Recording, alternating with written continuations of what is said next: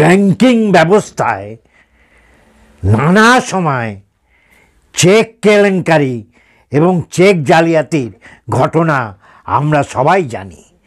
বহু ডিপোজিটার বিরাট ক্ষতির সম্মুখীন হয়েছে এই চেক কেলেঙ্কারির জন্যে।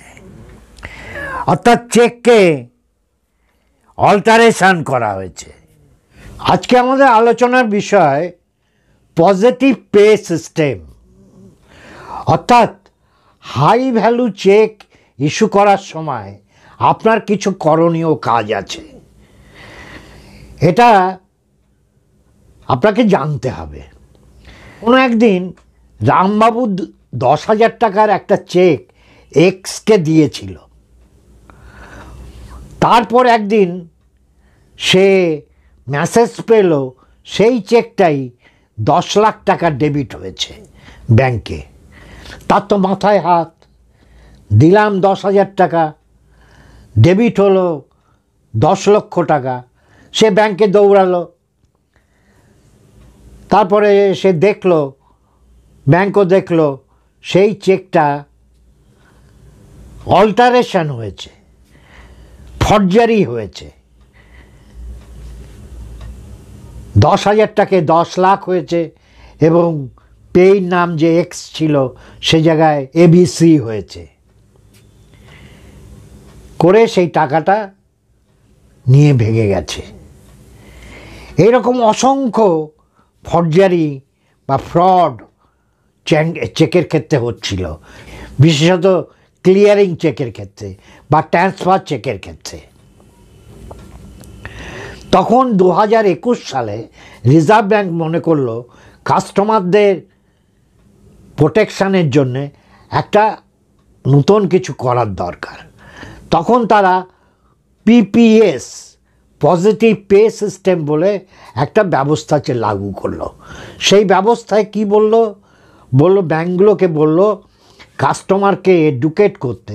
তারা যখন হাই ভ্যালু চেক, মূলত 50,000 টাকার উপরে চেক যখন ইস্যু করবে, তার আগে ব্যাংকে cheque number, date of cheque, name of payee and amount, এটা ইন্টারনেট ব্যাংকিংয়ের মাধ্যমে হতে পারে, মোবাইল ব্যাংকিংয়ের মাধ্যমে হতে পারে, SMS-এর মাধ্যমে হতে পারে, বা ফিজিক্যালি চিঠির সাহায্যে ব্যাংকে জানিয়ে দেওয়া যেতে পারে যে আমি এই চেকটা 5 লক্ষ টাকার এই চেকটা ইস্যু করেছি।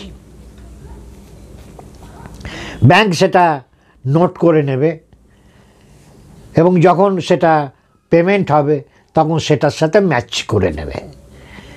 তাহলে এই রকম ফর্জারি হওয়ার সম্ভাবনাটা কমে যাবে। এবং 2024 সালে এটা মোটামুটি সব ব্যাংকই এটা চালু করেছে। বেশিরভাগ ব্যাংক এই ব্যবস্থা চালু করা হয়েছে সেই সমস্ত চেকের ক্ষেত্রে যদি সেই চেকের ভ্যালু 5 লক্ষ টাকার বেশি হয়, তাহলে এটা ম্যান্ডেটারি এই ইনফরমেশনটা পাঠাতে হবে, না হলে ক্লিয়ারিংয়ে চেকটা রিটার্ন হয়ে যাবে। ক্লিয়ারিং সিস্টেমও এখন অনেক উন্নত হয়েছে। এখন আর ফিজিক্যালি চেকগুলো ড্রই ব্যাংকে যায় না। যে ব্যাংকে চেক, সে ব্যাংকে আর ফিজিক্যালি চেকগুলো যায় না, ইমেজ যায়। তাকে বলা হয় চেক ট্রানকেশন সিস্টেম। এই সিস্টেমে চেকের ইমেজটা যে কালেক্টিং ব্যাংক, সেখান থেকে ক্লিয়ারিং মাধ্যমে ড্রই ব্যাংকের কাছে পৌঁছায়। ড্রই ব্যাংক ওই ছবি দেখে এবং যে ইনফরমেশানটা কাস্টমার দিয়েছে সেটার সাথে ম্যাচ হলে তবেই চেকটা পাস করা হয়। যদি এই রকম কোনো ইনফরমেশান না থাকে, 5 লক্ষ টাকার উপরে চেক হয়, তাহলে চেকটা রিটার্ন হয়ে যাবে। আপনার সাফিসিয়েন্ট ব্যালেন্স আছে, আপনার সই মিলেছে, তাও চেক রিটার্ন হয়ে যাবে। এবং সেক্ষেত্রে ইনসাফিসিয়েন্ট ব্যালেন্স এই ক্লজে এটাকে রিটার্ন করা হবে। এটাই রিজার্ভ ব্যাংকের গাইডলাইন।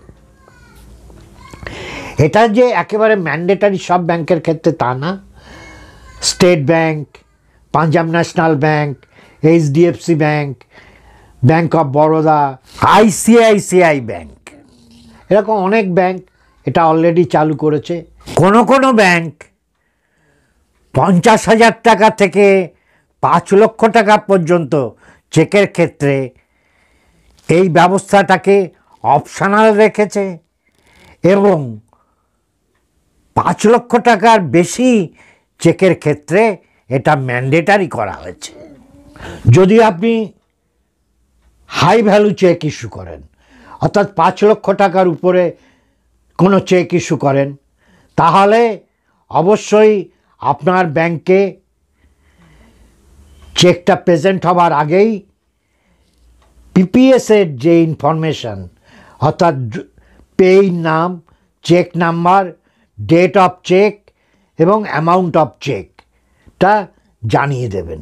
জানানোর যে মাধ্যম সেগুলো বলে দিয়েছি, net banking, mobile banking, SMS, physically কোনো কাগজে লিখে ব্যাংকে জমা দেওয়া। তাহলে আপনি নিরাপদ থাকবেন। তাহলে কোনো রকম ফর্জারি বা জালিয়াতির হাত থেকে আপনি রক্ষা পাবেন। আজকে এই পর্যন্ত থাক।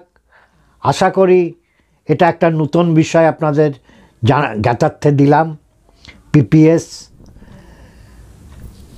যদিও এখন চেক খুব কম ব্যবহার হয়, তার কারণ বেশিরভাগ নেট ব্যাংকিং, আরটিজিএসের মাধ্যমেই সব পেমেন্ট হয়, তবু চেক ব্যবহার তো করতেই হয় কোথাও না কোথাও, তাই আপনাদের জানালাম।